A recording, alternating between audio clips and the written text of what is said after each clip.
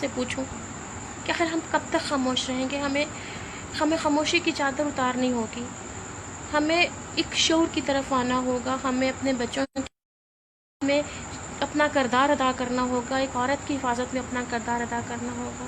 وہ بچے آپ کے ہیں، وہ بچے ہمارے ہیں، ہم سب کے ہیں، اور ہم سب کی ذمہ داری ہے۔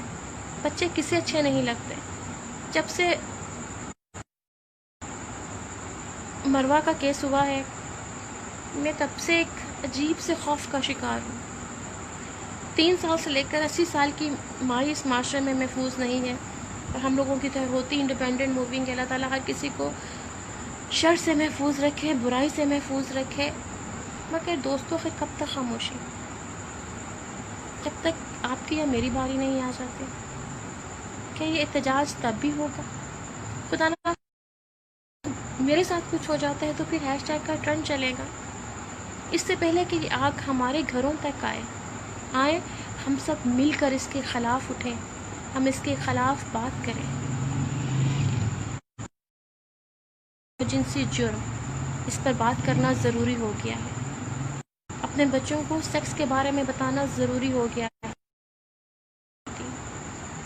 جب ہم قرآن مجید کو ترجمے سے پڑھتے ہیں تو یقین کریں، میں نے جب قرآن مجید ترجمے سے پڑھنا شروع کیا، میں 4تھے سپارے سے آگے نہیں بڑھ سکی، میں سورۃ نبا سے سوری آگے نہیں بڑھ سکی، 4تھے سپارے سے آگے نہیں بڑھ سکی۔ کیوں؟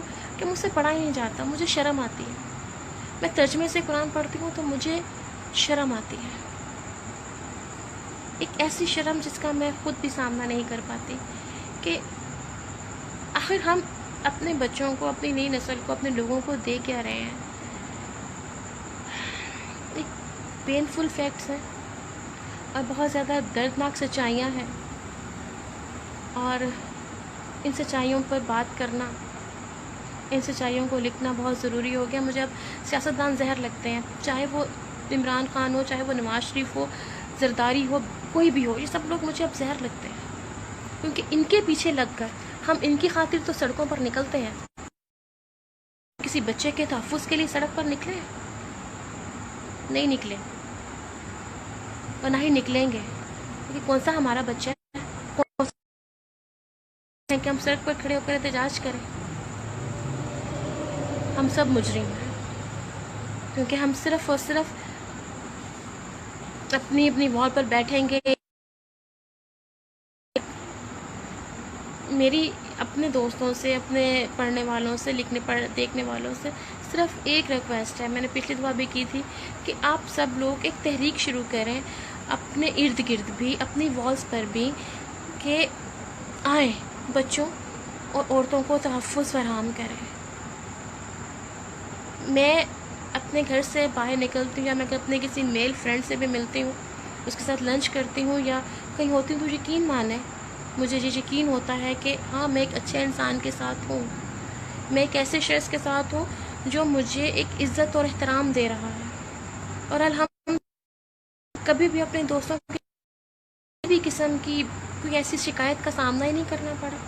جن سے کبھی ہوا ان سے میں کبھی دوبارہ زندگی میں ملی بھی نہیں۔ لیکن یہ ضرور ہے کہ جتنی حد میں آپ خود رکھتے ہیں اتنی حد میں آپ اپنے دوستوں کو بھی رکھتے ہیں۔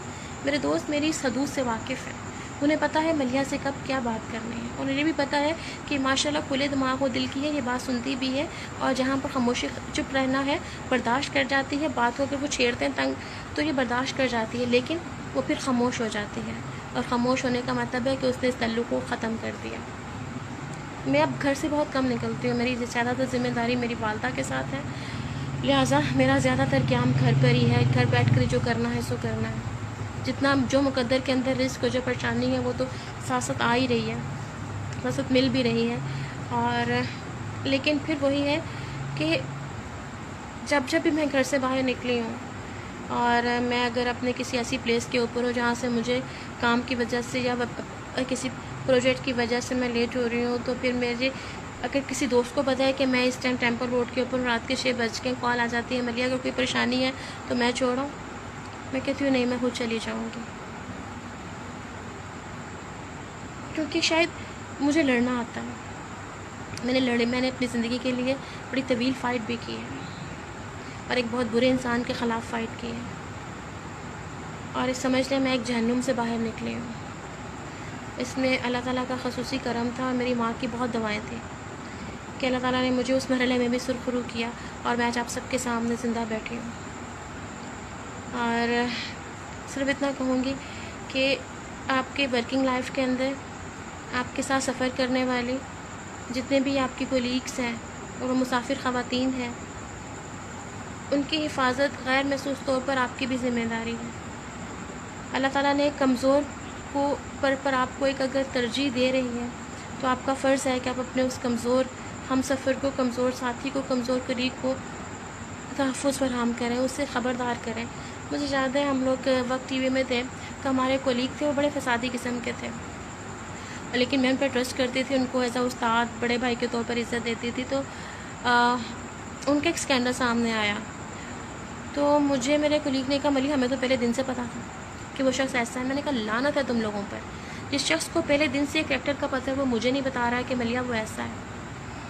تو میں اگر کسی کے بارے میں مجھے پتہ چلتا ہے کہ کوئی شخص ایک غلط انسان پر اعتبار کر رہا ہے تو میری کوشش ہوتی ہے کہ نقصان اٹھانے کے بعد جو میں نے کہنا ہے سانو تے پتہ سی، تو میری کوشش ہوتی ہے کہ میں پہلے بتا دوں کہ یار وہ شخص ایسا ہے، اس کا یہ ایٹیچیوڈ ہے اور یہ ڈیلنگ ہے، اس حد تک مجھے پتہ ہے۔ باقی آپ ذرا تھوڑی سی، کیونکہ میں نے ایک مرتبہ اپنی زندگی میں تحقیق نہیں کی اور نقصان اٹھایا، لہٰذا اب تو میں بہت زیادہ کانشیس ہوں۔ اور باقی پھر وہی بات کروں گی کہ ہم سب کو لڑنا ہوگا اپنی بقا کے لیے۔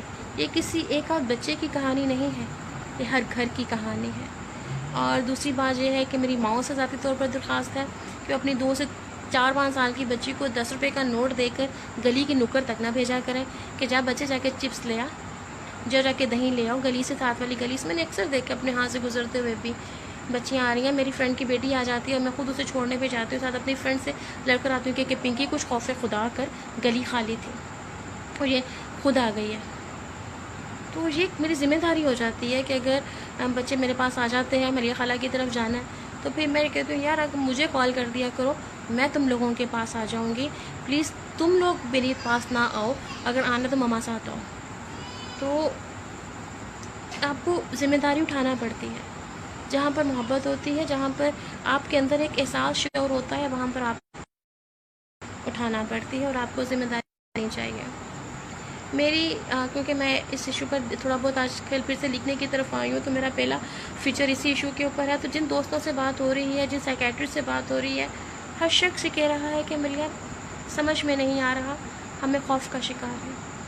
ہماری مائیں، ایون ایک باپ نے مجھے کہا ملیا باجی میں بڑے خوف کا شکار ہوں، میں آپ کو بتا نہیں سکتا، میری بچی نارمل ہے اور میں اسے گھر سے باہر نہیں نکالتا، میں اپنے گھر کے اندر کسی دوسرے کو آنے نہیں دینا چاہتا، کیونکہ میری بچی کو صحیح اور غلط کا نہیں پتہ، وہ سینس لیس ہے، کیونکہ بچی 12-13 سال کی ہے اور اس کا جو دماغ ہے وہ 2 یا 3 سال کے بچے کا ہے، 3 یا 4 سال کے بچے کا آپ سمجھ لیں۔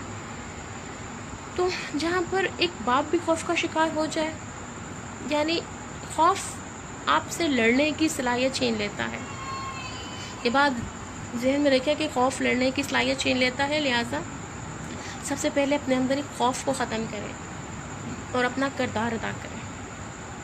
اسی ایشو پر انشاءاللہ تعالی میرا ویڈیو بلاگ بھی آئے گا اور میرا فیچر بھی آئے گا، مجھے اب اپنی دعاؤں میں یاد رکھیے گا۔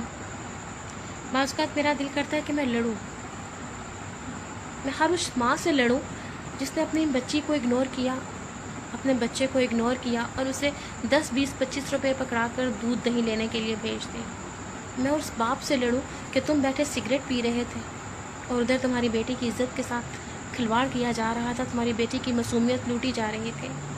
میں ہر اس ماں کو پکڑ کر نوچوں، چپیڑے ماروں کہ عورت ٹی وی نہ دیکھتی، خود چلی جاتی۔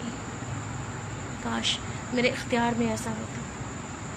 مجھے آپ سب کی دعاؤں کی بہت ضرورت ہے، ایک بہن، ایک دوست، ایک بیٹی سمجھ کر ہی صحیح مجھے اپنی دعاؤں میں یاد رکھیے گا، اور بہت زیادہ دعاؤں میں یاد رکھیے گا۔